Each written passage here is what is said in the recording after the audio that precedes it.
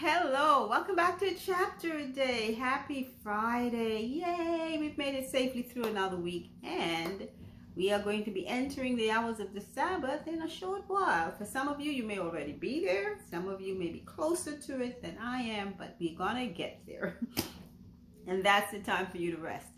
Regardless of how your week was, hectic or calm, you are invited by God, or rather commanded by God, to take the Sabbath day and rest. Okay? So let's remember to do that. So today I'm only reading one chapter, chapter 11 of Proverbs, and let's get started. A false balance is abomination to the Lord, but a just weight is his delight. And I don't know how many of you remember the days when we went to the shop, we bought things like flour and rice and sugar loosely. They would put it into the bag, and then they would rest it on top of the scale with a little kind of a basket in the middle, and then they would apply weights on either end to kind of get to the correct. They kept moving the little lever in the middle to get the correct weight that you requested. So that's what they're referring to. If you falsify that balance, that means you add little or less and you try to make it balance off to whatever the person thinks it is, that's an abomination. It's like lying, truthfully. Verse 2, when pride cometh, then cometh shame, but with the lowly is wisdom. Here we go again. The integrity of the upright shall guide them, but the perverseness of transgressors shall destroy them. Riches profit not in the day of wrath, but righteousness delivereth from death. The righteousness of the perfect shall direct his way, but the wicked shall fall by his own wickedness. The righteousness of the upright shall deliver them, but transgressors shall be taken in their own naughtiness. When a wicked man dieth, his expectation shall perish, and the hope of unjust men perisheth. The righteous is delivered out of trouble, and the wicked cometh in his stead. An hypocrite with his mouth destroyeth his neighbor, but through knowledge shall the just be delivered. And we know how people who wag their tongues too much can cause problems. Verse 10, when it goeth well with the righteous, the city rejoiceth, and when the wicked perish, there is shouting. By the blessing of the upright, the city is exalted, but it is overthrown by the mouth of the wicked. He that is void of wisdom despiseth his neighbor, but a man of understanding holdeth his peace. A talebearer revealeth secrets, but he that is of a faithful spirit concealeth the matter. Where no counsel is, the people fall, but in the multitude of counselors there is safety. He that is surety for a stranger shall smart for it, and he that hateth suretyship is sure. Now, when you say surety, it's like someone who's a co-signer on a debt for someone else. They say he will smart. To smart is like when you get a hit or something, and it really does, do something to your brain that your eyes water and all that. That's what they call smarting. So in other words, don't do that. Verse 16, a gracious woman retaineth honor, and strong men retain riches. The merciful man doeth good to his own soul, but he that is cruel troubleth his own flesh.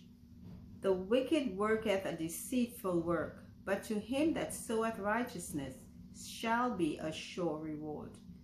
As righteousness tendeth to life, so he that pursueth evil pursueth it to his own death.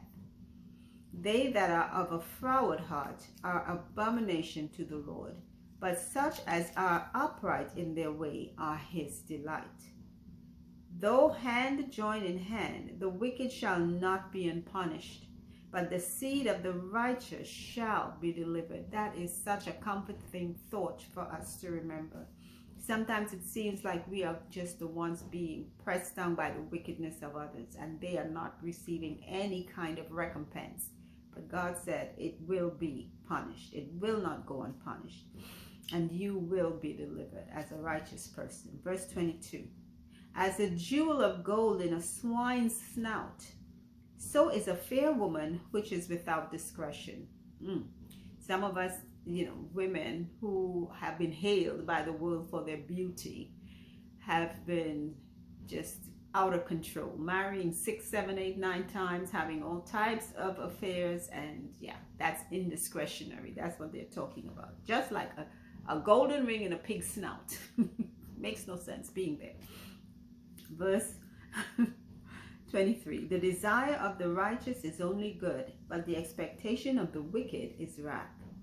There is that scattereth and yet increaseth, and there is that withholdeth more than is meet, but it tendeth to poverty. So in other words, the more you give, the more you get. And that, I'm sure we've heard that before. But sometimes you try to hold on to things and be frugal, or just plain, what they call it, cheap, or whatever other word there is for it. And you just don't have any, because it says it's more blessed to give than to receive. So the more you give, the more it'll come back to you. That is God's gift.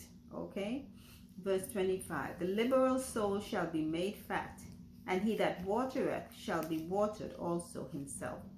He that withholdeth corn, the people shall curse him, but blessing shall be upon the head of him that selleth it. He that diligently seeketh good procureth favor, but he that seeketh mischief, it shall come unto him. Let's remember that. Verse 28, he that trusteth in his riches shall fall, but the righteous shall flourish as a branch. He that troubleth his own house shall inherit the wind, and the fool shall be servant to the wise of heart. Why would you want to bring trouble and confusion in your own home? God knows everyone has enough trouble coming to them just by being alive. And we meet it when we go outside there. God knows we don't need it in our homes. Contention in the home is just totally wrong. Just totally wrong. Got to get that devil out of your home. Verse 30. The fruit of the righteous is a tree of life, and he that winneth souls is wise. Behold, the righteous shall be recompensed in the earth, much more the wicked and the sinner. So if even the righteous shall be judged, what about the sinner and the wicked? Yes, that means everybody is going to get what is coming to them. So let's remember that. God is not a liar. He's not a man that he will lie, and he will judge everyone. So don't think you got away with anything because it has not yet been judged on your part, or you haven't seen the recompense of your wrongdoing. It will be repaid.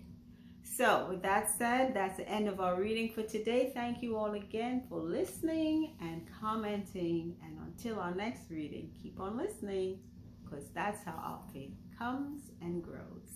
Take care. Bye.